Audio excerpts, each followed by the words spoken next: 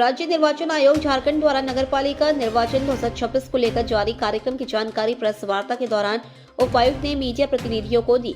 उपायुक्त ने बताया कि नाम निर्देशन और नाम वापसी की अंतिम तिथि के बाद सभी निकायों में चुनावी तस्वीर स्पष्ट हो गई है।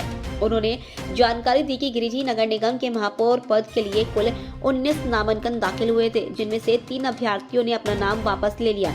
नाम वापसी के बाद अब मैदान में कुल 16 अभ्यर्थी शेष है, जिनमें 2 महिला उम्मीदवार शामिल हैं। वहीं बड़की सरिया नगर पंचायत अध्यक्ष पद के लिए कुल 19 अभ्यर्थियों ने नामांकन किया था। इसमें से 2 अभ्यर्थियों ने नामांकन वापस लिया, जिसके बाद अब 17 अभ्यर्थी चुनावी मैदान में। खास बात यह है कि यहाँ सभी 17 अभ्यर्थी महिला हैं, जिससे मुकाबला पूरी तरह महिला उम्मीदवारों के बीच होगा। इसके अलावा धनवार नगर पंचायत अध्यक्ष पद के लिए कुल 14 अभ्यर्थियों ने नामांकन दाखिल किया था। नाम वापसी के बाद भी अभ्यर्थियों की संख्या 14 ही बनी हुई है, जिसमें 2 महिला उम्मीदवार शामिल है। उपायुक्त ने बताया कि आगे की निर्वाचन प्रक्रिया आयोग के निर्देश अनुसार पूरी पारदर्शिता के साथ संपन्न कराई जाएगी।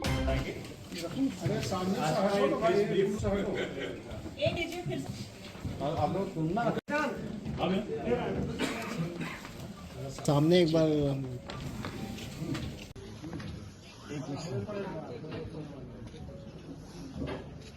हो गया?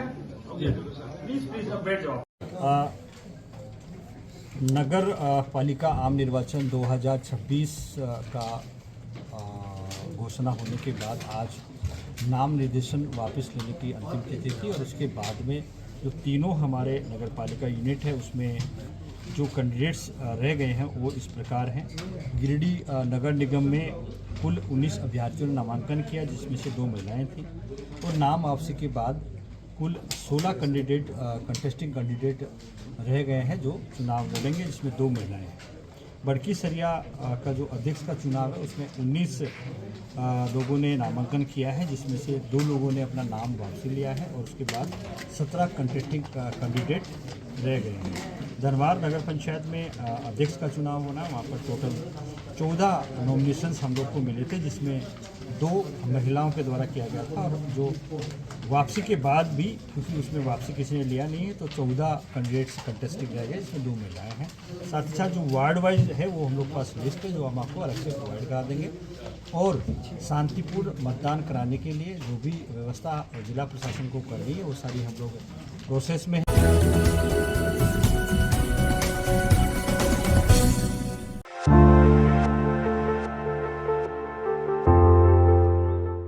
गिरिडीह नगर निगम मेयर सीट पर चुनावी समीकरण तेजी से बदलते नजर आ रहे हैं।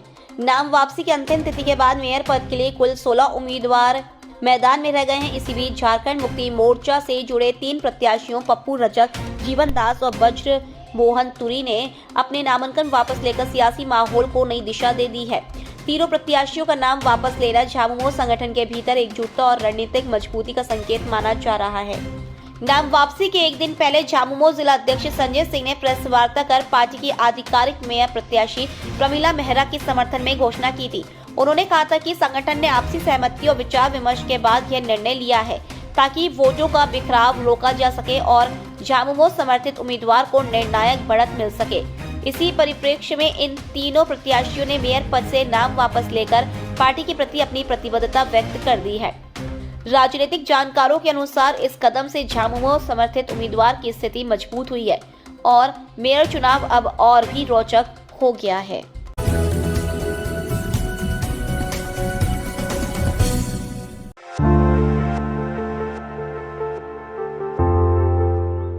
गिरिडीह सीसीएल क्षेत्र में कोयला चोरी का मामला एक बार फिर हिंसक रूप लेता दिखा। कोयला चोरों ने एक हाईवा चालक पर जानलेवा हमला कर उसे गंभीर रूप से घायल कर दिया। घायल अवस्था में हाईवा चालक को सीसीएल अस्पताल में भर्ती कराया गया है। घायल चालक की पहचान मोहम्मद वसीम के रूप में हुई है। घायल मोहम्मद वसीम ने बताया कि वह रात करीब 3 बजे कबरीबाद माइन से हाईवा में कोयला लोड कर क्रैशर की ओर जा रहे थे। इसी दौरान रास्ते में 10 से 12 की संख्या में मौजूद कोयला चोरों ने उन्हें रोकने की कोशिश की। किसी तरह जान बचाकर वह हाईवा लेकर सीधे क्रैशर पहुंचे, लेकिन वहां पहले से घात लगाए बैठे कोयला चोरों ने उन्हें गाड़ी से जबरन उतार लिया। इसके बाद कोयला चोरों ने मोहम्मद वसीम के साथ बेरहमी से मारपीट की और उनकी गर्दन दबाकर जान लेने की कोशिश की। घायल चालक ने किसी तरह खुद को बचाया और मौके से भागकर अपनी जान बचाई। वसीम ने पुलिस को दिए बयान में बताया कि हमलावर कोयला चोर खंडिया के रहने वाले बताए जा रहे हैं। घायल चालक ने यह भी आरोप लगाया कि जब सीसीएल के सुरक्षा गार्ड दूसरी दिशा में गश्त के लिए चले जाते हैं तभी कोयला चोर सक्रिय हो जाते हैं और चोरी के साथ साथ इसी तरह की घटनाओं को अंजाम देते हैं। फिलहाल पुलिस ने घायल के फर्द बयान के आधार पर मामला दर्ज कर जांच शुरू कर दी है। पुलिस हमलावरों की पहचान और गिरफ्तारी के लिए छापेमारी में जुटी हुई है। बराबर आते हैं, उसके बाद हम कोयला लोडिंग लिए फेस से हम लेकर करेसर में गए। करेसर से पहले चोर लोग रोक रहा था, हम गाड़ी नहीं रोके। अब उसके बाद हम करेसर के ऊपर में गाड़ी चढ़ाएं। अब गाड़ी से चोर लोग हमको निकाल रहे हैं बाहर, हम नहीं निकले, हमको उसके बाद घसीट के हमको निकाला नीचे। अब उसके बाद सब मारने लगा हमको मिल के। अब क्या हुआ, और 5-6 और आदमी लोग मिल के और मारने लगा, घसीटने लगा, हमको गर्दन पकड़ के दाब दिया था, पूरा अंदरूनी मार मारा। ये हाथ मेरा काम नहीं कर रहा है। ऐसा घटना हो चुका है पिछला प्रोडक्शन में हमारे विनोद मंडल के साथ। वो खंडिया वाले चोर लोग थे।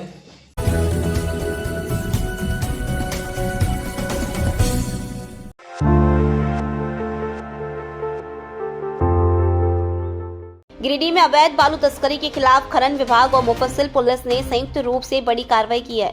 मटरूखा पंचायत के पीटान जाने वाले फतेहपुर पुल के पास से अवैध बालू लदे 8 ट्रैक्टर जब्त किए गए। इसके अलावा पालमो पंचायत और बंदरकूपी क्षेत्र में भी छापेमारी कर बालू तस्करी से जुड़े साक्ष्य जुटाए गए। कार्रवाई के दौरान अधिकारियों की टीम महतो जी पहुंची, जहां सैकड़ों ट्रैक्टरों के बराबर अवैध बालू का डंप मिला। टीम को देखते ही तस्कर वाहन छोड़कर फरार हो गए। पालमू नदी और बराकर नदी तट पर भी सघन छापेमारी की गई। जानकारी के अनुसार सदर प्रखंड के मटरूखा, हजारीबाग और पीटान इलाकों से अवैध रूप से बालू निकालकर गिरिडीह डुमरी मुख्य सड़क के रास्ते धनबाद जिले में तस्करी की जा रही थी। खनन निरीक्षक विश्वनाथ उरांव ने बताया कि गुप्त सूचना के आधार पर यह कार्रवाई की गई है। अवैध बालू डंप और तस्करी में शामिल लोगों पर प्राथमिकी दर्ज की जाएगी। उन्होंने कहा कि अवैध खनन किसी भी हाल में बर्दाश्त नहीं किया जाएगा। मुफस्सिल थाना प्रभारी श्याम किशोर महतो ने भी स्पष्ट किया कि पुलिस द्वारा अवैध कारोबार के खिलाफ आगे भी लगातार कार्रवाई जारी रहेगी।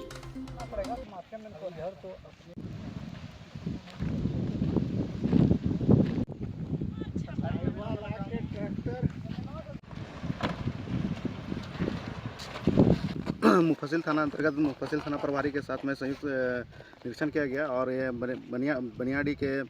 बनियाडी में जो है वो 3 ट्रैक्टर पकड़ा गया है और अवैध रूप से जो बालू स्टॉक किया है उसके बारे में हम लोग पता कर रहे हैं और पता चलता है जैसे भी तो उनके विरुद्ध फिर प्राथमिकी दर्ज किया जाएगा। कितने गाड़ी को पकड़ा गया है सर आज 3 ट्रैक्टर पकड़ा गया है। कोई आदमी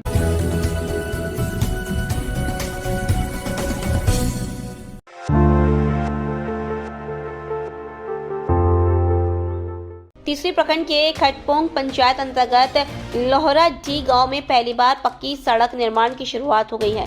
बाबूलाल मरांडी के प्रयास से एनआरपी विभाग द्वारा चुल्हन चौक से शुक्र यादव के घर तक पीसीसी सड़क एवं पुलिया का निर्माण किया जाएगा। शुक्रवार को बाबूलाल मरांडी ने विधिवत शिलान्यास किया। सड़क बनने की खुशी में ग्रामीणों ने गाजे बाजे के साथ उनका स्वागत किया। विभाग की ओर से 24,94,200 रुपए की लागत से यह सड़क बनाई जाएगी। आजादी के बाद पहली बार इस गांव तक पक्की सड़क पहुंच रही है, जिससे लोगों को आवागमन में बड़ी सुविधा मिलेगी। स्थानीय महिलाओं ने बताया कि बरसात के दिन में गांव तक पहुंचना बेहद मुश्किल हो जाता था और सड़क के अभाव में रोजमर्रा के काम प्रभावित होते थे। ग्रामीणों की मांग पर निर्माण शुरू होने से लोगों ने आभार जताया। शिलान्यास के बाद आयोजित जनसभा में ग्रामीणों ने झारखंड बिहार सीमा पर किल्ली नदी पर पुल निर्माण की मांग रखी, ताकि खटपोंग से बिहार के राजा डूमर तक जाना आसान हो सके। बाबूलाल मरांडी ने लिखित आवेदन देने को कहा और भरोसा दिलाया कि विकास कार्यों के लिए लगातार प्रयास किए जाएंगे। उन्होंने कहा कि मौजूदा हेमंत सोरेन सरकार में कई योजनाएं धीमी हैं, लेकिन जनहित के मुद्दों पर संघर्ष जारी रहेगा। मौके पर भारतीय जनता पार्टी के जिला मंत्री मनोज यादव सहित कई स्थानीय जनप्रतिनिधि और बड़ी संख्या में ग्रामीण मौजूद रहे। ये पहल झारखंड के ग्रामीण इलाकों में कनेक्टिविटी मजबूत करने की दिशा में अहम कदम मानी जा रही है। करके हम अपने वास्ते जरूर ये जो रोड है पुल है बनते खाली तुम्हें विश्वास रखते हो, इतना ही बोले अभी और इतने कह करके अपनी बात के हम समाप्त करेंगे। अपने आप में बहुत खुशी महसूस कर रहे हैं, लेकिन उसमें थोड़ा कमी लगा कि यह रोड की लंबाई थोड़ा घट जा रहा है। मैं विधायक जी से आग्रह करेंगे कि इस पर थोड़ा। जब बीजेपी की सरकार होती थी और जब हम भी मुख्यमंत्री थे तो आप देखे होंगे तो उस समय इतना बोलना ही नहीं पड़ता था, हम लोग फटाफट बन रहा था। लेकिन अभी जब से झारखंड में हेमंत सोरेन की सरकार बन गई तब से बड़ी मुश्किल हो गया, सड़क बनाना भी मुश्किल हो गया, पुल बनाना भी मुश्किल हो गया। थोड़ा इनको समझ में नहीं आता है, क्योंकि ये तो बड़के घर में पैदा नहीं है, उनको पता ही नहीं गांव के लोग कैसे रहते हैं, गांव के लोगों की तकलीफ क्या है।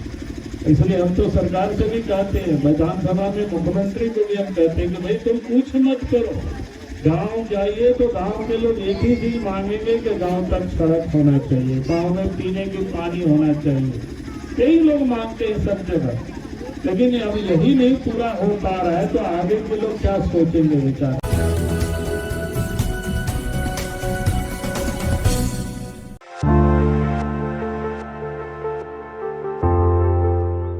गिरिडीह जिला संग्रहालय स्थित कार्यालय कक्ष में गुरुवार को साप्ताहिक जनता दरबार का आयोजन किया गया। उपायुक्त रामनिवास यादव ने एक कर उपस्थित नागरिकों की समस्याएं सुनी और संबंधित विभागीय अधिकारियों को मौके पर ही आवश्यक दिशा निर्देश दिए।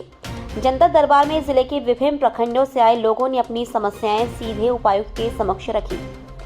उपायुक्त ने कहा कि जनता दरबार शासन, प्रशासन और आम नागरिकों के बीच सीधा संवाद स्थापित करने का सशक्त माध्यम है। जनता की समस्याओं को सुनना और उनका समय पर समाधान करना प्रशासन की प्राथमिक जिम्मेदारी है। इससे न केवल समस्याओं का त्वरित समाधान होता है, बल्कि प्रशासन के प्रति जनता का विश्वास भी मजबूत होता है। जनता दरबार के दौरान कुल 52 आवेदन प्राप्त हुए। इनमें बिजली बिल, भूमि विवाद, पेंशन, पारिवारिक कलह, रोजगार, सामाजिक सुरक्षा, आवास, राशन कार्ड और अन्य जन सुविधाओं से संबंधित मामले प्रमुख रहे। उपायुक्त ने भी सभी विभागीय अधिकारियों को निर्देश दिया कि प्रत्येक आवेदन पर संवेदनशीलता के साथ त्वरित कार्रवाई सुनिश्चित की जाए, ताकि आम नागरिकों को अनावश्यक परेशानियों का सामना न करना पड़े। उपायुक्त ने यह भी निर्देश दिए कि जिन मामलों में तत्काल समाधान संभव है, उनका निपटारा नियमों के तहत तुरंत किया जाए। जनता दरबार के दौरान कई मामलों का ऑन द स्पॉट निराकरण भी किया गया। जिला प्रशासन ने इस कार्यक्रम के माध्यम से यह स्पष्ट संदेश दिया कि जनता की शिकायतों का पारदर्शी, त्वरित और संवेदनशील समाधान प्रशासन की सर्वोच्च प्राथमिकता है।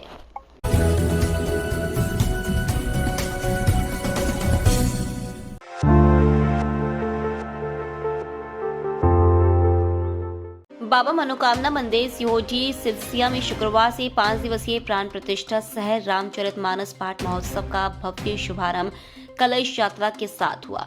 आयोजन के पहले दिन आस्था और श्रद्धा से सराबोर माहौल देखने को मिला।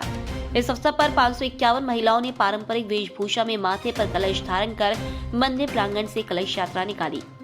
कलश यात्रा मंदिर परिसर से प्रारंभ होकर बरगंडा, कचहरी रोड, टावर चौक, कालीबाड़ी होते हुए मकतपुर मार्ग से उसरी नदी तट पहुंची।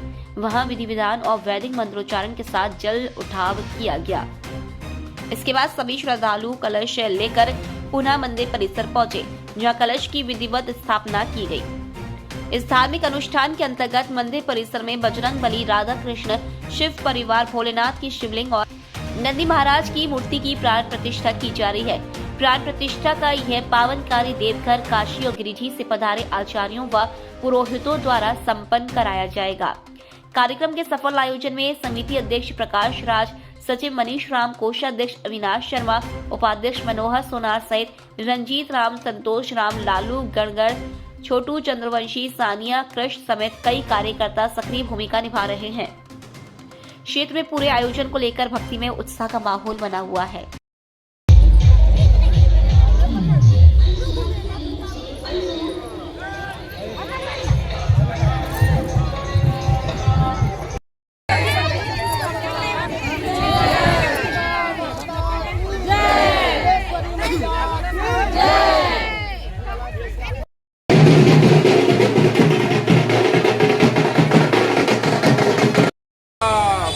जय श्री राम।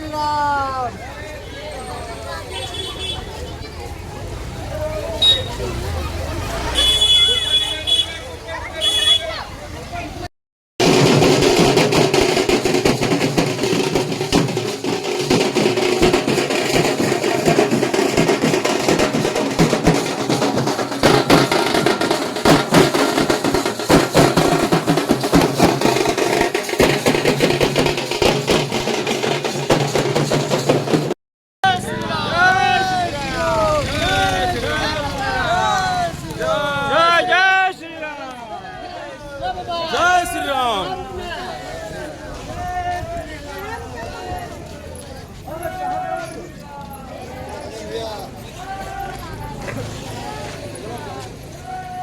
इधर आवाज खत्म हो गई।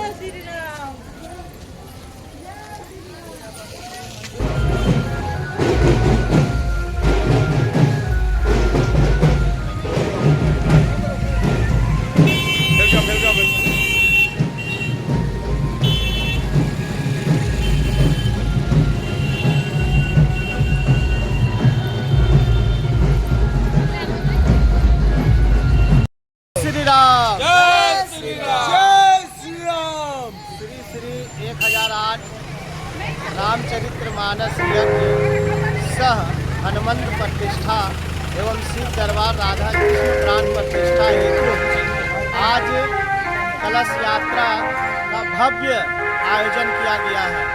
मैं समस्त गिरिडीहवासियों से निवेदन करता हूँ कि इस भव्य कार्यक्रम में उपस्थित होकर अब पुण्य का भागी बने। आज